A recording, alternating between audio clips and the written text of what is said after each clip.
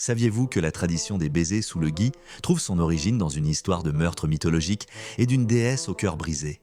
Ce n'est pas une simple plante de Noël, c'est le héros d'une tragédie cosmique. Selon la mythologie nordique, le dieu Baldur, fils d'Odin et de Frigg, était si aimé que sa mère fit jurer à toute la création, plantes, animaux, rochers, tout, de ne jamais lui faire de mal.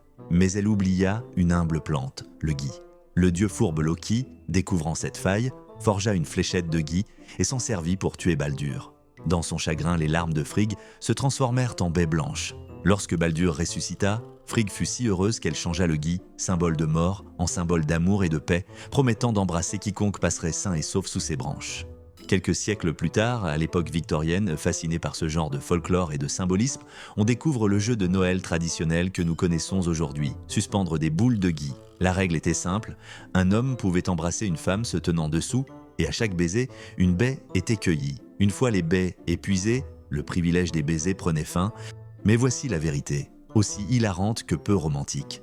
Le gui est un hémiparasite. Autrement dit, il s'accroche littéralement à un arbre hôte et en absorbe l'eau et les nutriments pour survivre. Vous vous retrouvez donc, en quelque sorte, sous une magnifique plante vampire festive, à célébrer l'amour. C'est la tradition gothique et romantique par excellence. Quel est le moment le plus gênant lié au gui auquel vous ayez assisté? Racontez-nous votre anecdote en commentaire. Aimez cette vidéo si vous ne regarderez plus jamais le gui de la même façon et abonnez-vous pour découvrir d'autres histoires surprenantes concernant vos traditions préférées.